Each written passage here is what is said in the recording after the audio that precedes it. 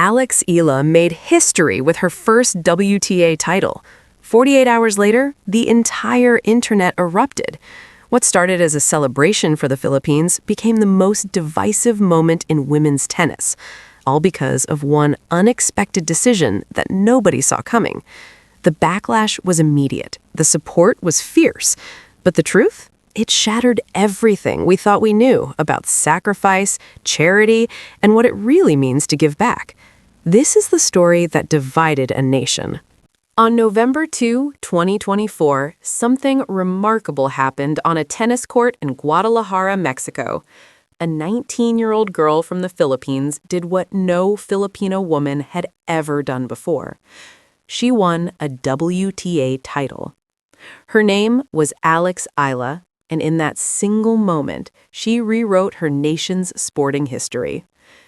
The match itself was extraordinary. Eala, ranked outside the top 50 at the time, faced opponents she had no business defeating. But she didn't just compete. She dominated. With each serve, each volley, each ground stroke, she proved that a young woman from Manila could stand among the elite of professional tennis. When that final point landed, when her racket touched the sky, the Philippines wasn't just watching a tennis match anymore. They were witnessing their daughter achieve the impossible. The trophy ceremony was emotional.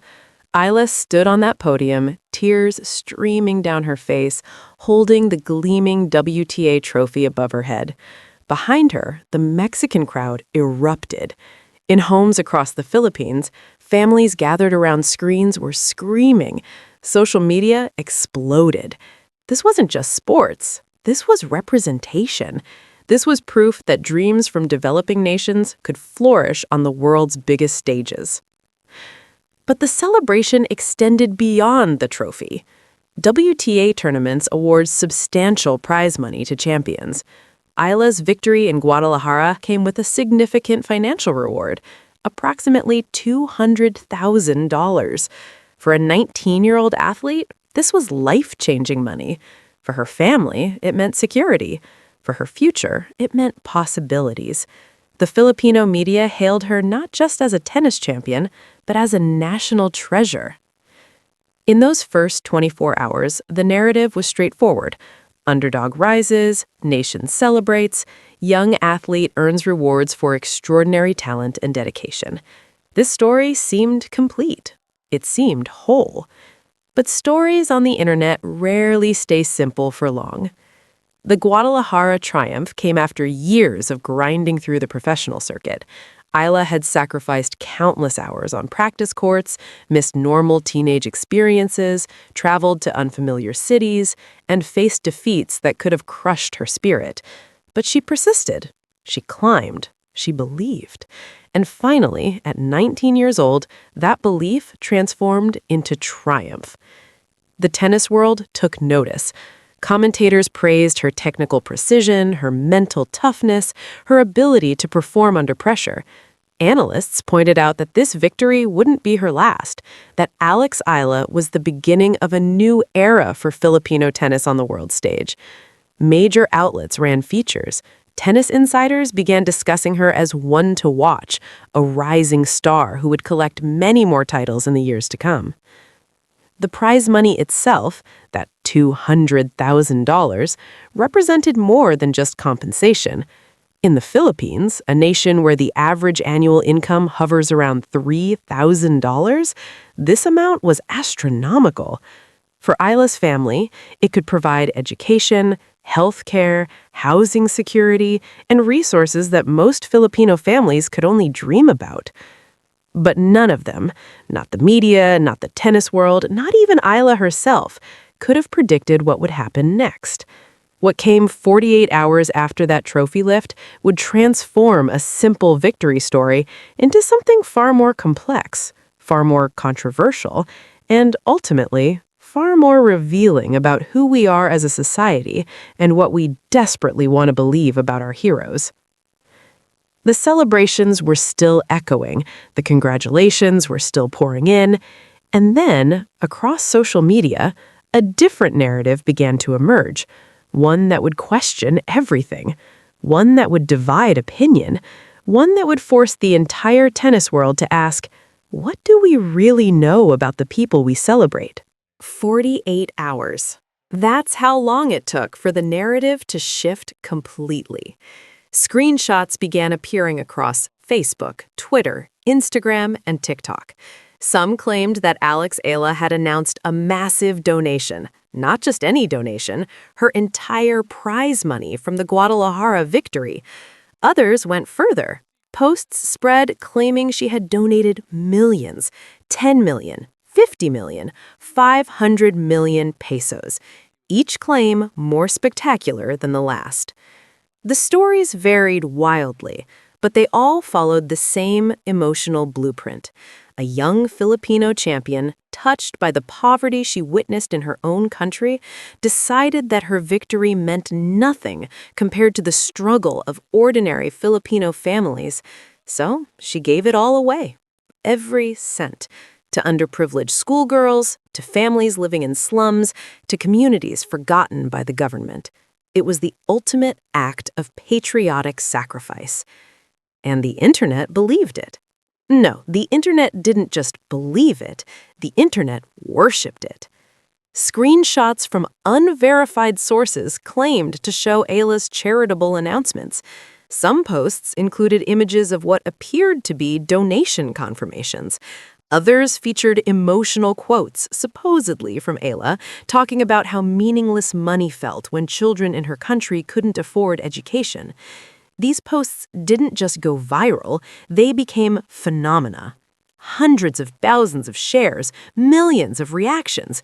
Comments flooded in from Filipinos who were moved to tears by what they believed was happening.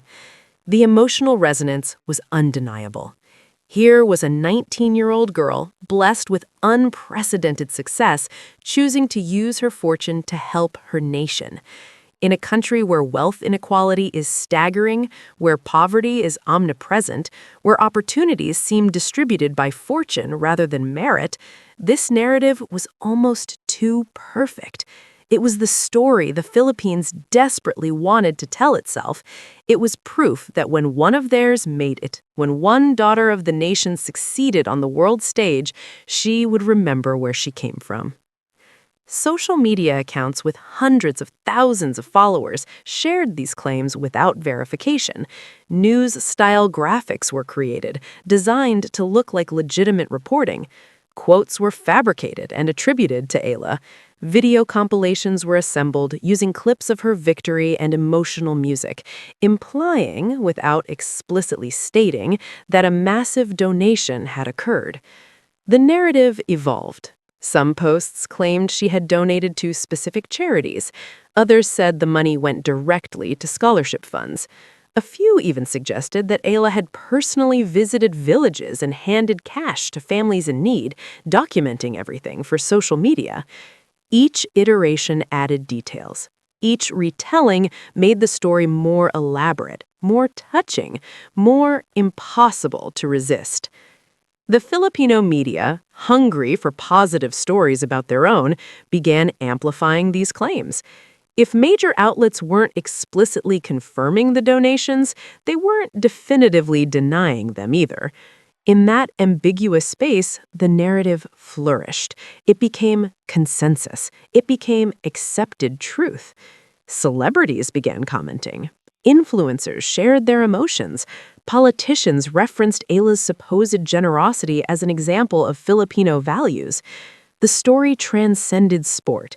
It became a cultural moment. It became a symbol of something larger, a young woman choosing humanity over material wealth. The beauty of this narrative was its simplicity and its emotional perfection. It answered a question that haunted many Filipinos. If I had been blessed with success, would I remember my people? Eala's supposed answer, a resounding yes, was exactly what millions needed to hear. But no one was asking the uncomfortable question that would, eventually, demand an answer. What if it wasn't true? Right now, thousands of people are sharing these images with their families.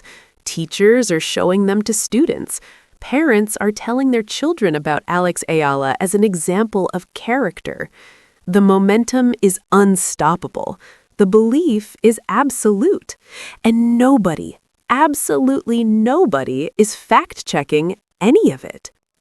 While millions celebrated what they believed was Eala's unprecedented generosity, a different conversation was emerging in quieter corners of the internet. Tennis insiders, journalists, and skeptics began asking questions that others had ignored. First, there were the logistics. How had no legitimate news organization reported a major donation? Where were the official statements from charities? Why weren't there photos of Eala presenting funds to organizations? In an age where every action is documented and shared, why was there no verified evidence beyond screenshots and unverified social media posts?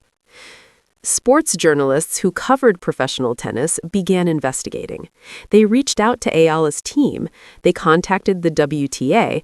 They searched official press releases. Nothing. No confirmation, no statements, no evidence. The silence was deafening. But by this point, silence didn't matter. The narrative had already become embedded in the cultural consciousness. When people want to believe something, especially something that affirms their values and hopes, contradiction becomes almost irrelevant. People who questioned the donation weren't seeking truth, they were threatening a beloved story. The backlash against skeptics was swift and fierce. On social media, anyone who dared to suggest that the donation might not be real was attacked. How dare you doubt her generosity? Why do you want to tear down a Filipino hero? You're just jealous of her success. The criticism intensified. The skeptics were painted as cynical, negative, un-Filipino. Yet, at the same time, something unexpected happened.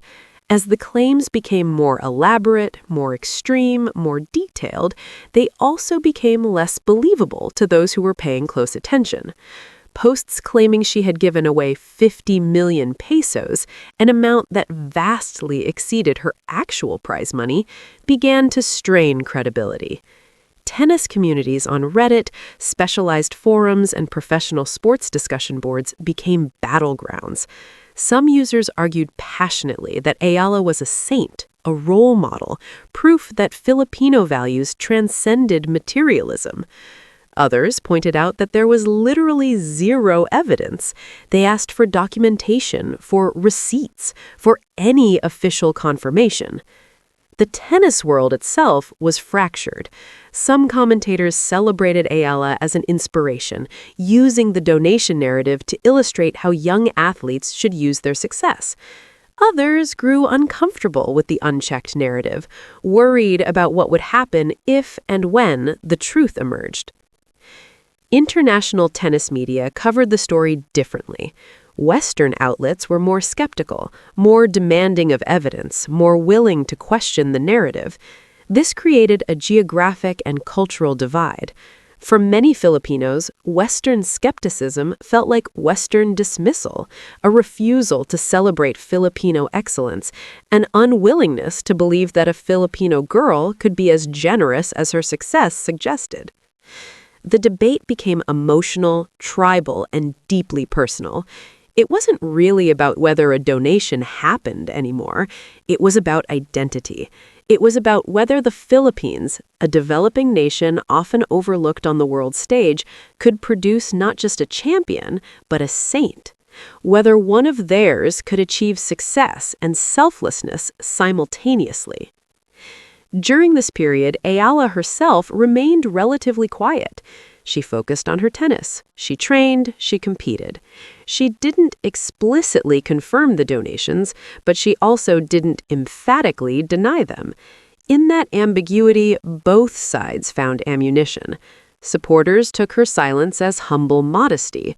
Critics took it as tacit acknowledgement of a hoax. The tension built. The divide deepened. And then the moment arrived when avoiding the truth became impossible. What happens next will shock you, not because of what Eala did, but because of what we were willing to believe without asking for a single piece of evidence. This is the moment when the entire narrative collapses. Rappler, the Philippines' leading independent fact-checking organization, finally did what mainstream media had hesitated to do. They investigated thoroughly. They traced the origins of the screenshots. They contacted official sources. They demanded documentation. The findings were devastating, not to Eala, but to the narrative that had captured millions of imaginations.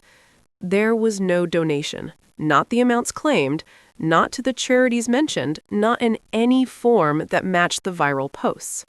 The screenshots were unverified. Some appeared to be fabricated. Others were taken from unrelated contexts and repurposed. The quotes attributed to Eala? They didn't exist. She had never made any such announcements. What had happened was far more sophisticated than simple rumors. Digital forensics revealed signs of AI-generated images. Some of the most emotional posts, the ones that had been shared most widely, appeared to have been created using artificial intelligence. Verification showed that accounts spreading the narrative included bot-like behavior, suggesting coordinated disinformation efforts. The Rappler report was thorough, methodical, and irrefutable. For the first time, the public had documentation of what had actually occurred. A disinformation campaign had manufactured a false narrative. Millions of people had believed it without verification, and an innocent teenager had been made the unwitting centerpiece of an elaborate hoax. The immediate reaction was shock, then denial, then defensive anger. How could people have been so fooled? Why hadn't people simply asked for proof? What did this say about critical thinking in the age of social media? But perhaps the most disturbing revelation was this. Many people didn't want to accept the truth. Even after Rappler's comprehensive debunking, significant portions of social media continued to defend the false narrative. Some claimed that the fact-checkers were lying. Others suggested that Eala's team was covering up the truth. Conspiracy theories emerged. The desire to believe the beautiful story was stronger than the evidence disproving it. Tennis commentators grappled with the implications. Coaches discussed the story with their players. Parents reconsidered the lessons they had tried to teach their children based on a false premise. Teachers had to walk back classroom discussions where they had used Eala's supposed generosity as an example of virtue. What made this moment particularly tragic was its timing. Eala was in the midst of building her career, pursuing legitimate success through her exceptional talent.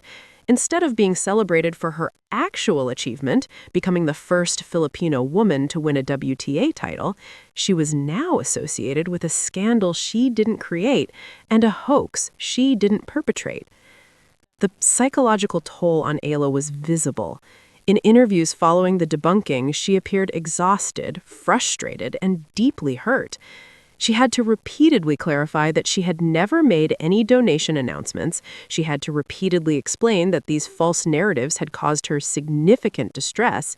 She had never asked for, encouraged, or benefited from the disinformation campaign, yet she became its primary victim. What unfolded was a masterclass in modern disinformation.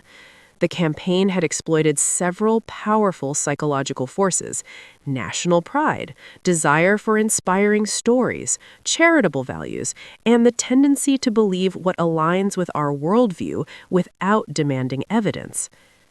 The tennis world was forced to ask uncomfortable questions. How many other narratives about athletes were we accepting without verification? How much of what we believed about public figures was based on actual truth versus manufactured perception?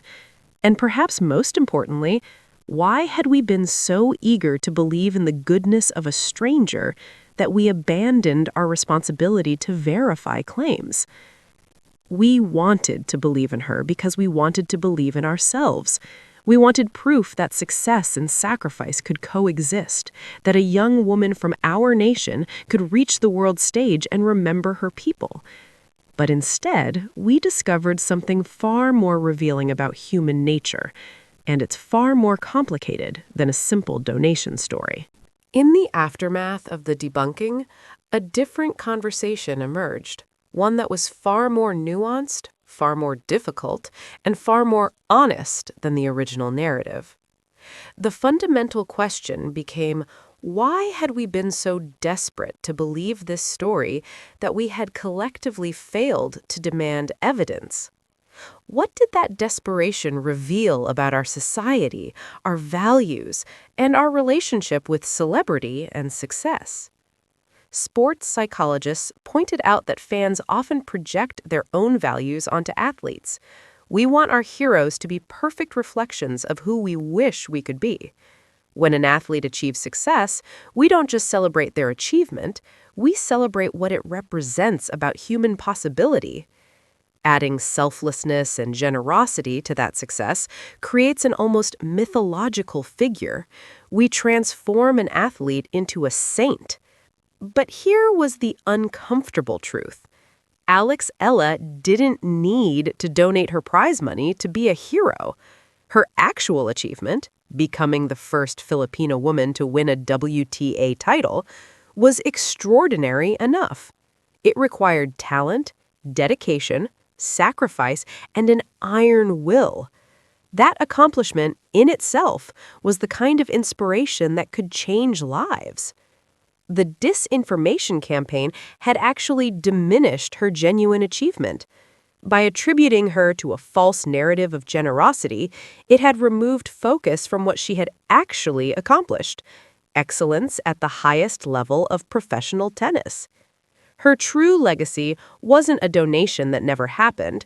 It was proof that a Filipina girl, through years of relentless work, could stand among the world's elite competitors. Moreover, the scandal revealed something troubling about how we treat young female athletes, particularly from developing nations. There seemed to be an unspoken expectation that if they achieve success, they should immediately use it to lift others out of poverty. Their individual achievement wasn't enough. They had to also be saviors. They had to transform their personal victory into a national miracle. Male athletes rarely faced this expectation. When a young tennis player from a small nation won a major title, he was celebrated for the achievement. But Eala's victory somehow demanded more. It wasn't sufficient to be a world-class athlete. She also had to be charitable, selfless, and philanthropic. The disinformation campaign, ironically, reflected genuine societal expectations that had been placed upon her. The incident also exposed the vulnerability of truth in the social media age. Millions of people had shared and celebrated false information without verification. Algorithms amplified the narrative because it generated engagement, emotional, powerful engagement. The platforms that connected us had, in this case, coordinated our collective delusion. In the end, Eala's actual legacy became something more important than any donated money could have been. Her story became a cautionary tale about verification, about critical thinking, and about the dangers of wanting to believe something so intensely that we abandon rationality. But perhaps there was something redemptive in this tragedy. Eala's actual achievement, becoming a WTA champion, remained undiminished. And now her name was also associated with an important lesson that in an age of information overload, verification matters. That asking, "How do you know?" isn't cynicism, it's responsibility. That demanding evidence isn't cruelty toward the subject, it's respect for truth. The Philippines had produced a champion.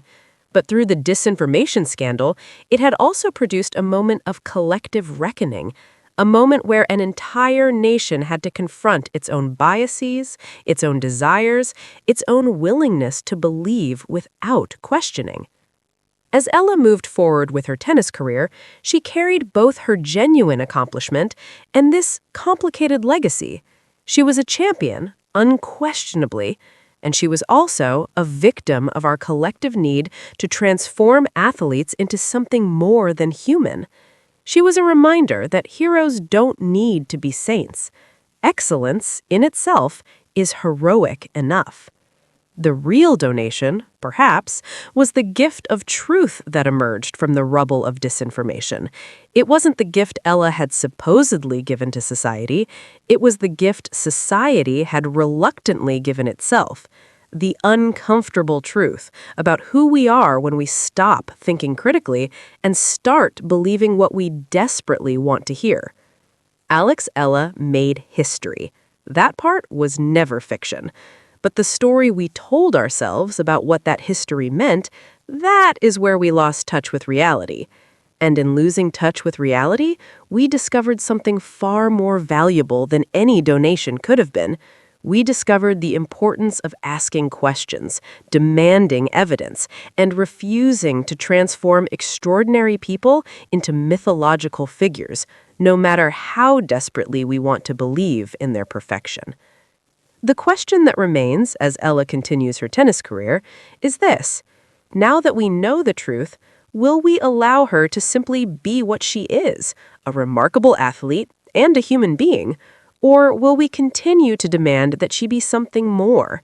Will we let her achievement stand on its own extraordinary merits?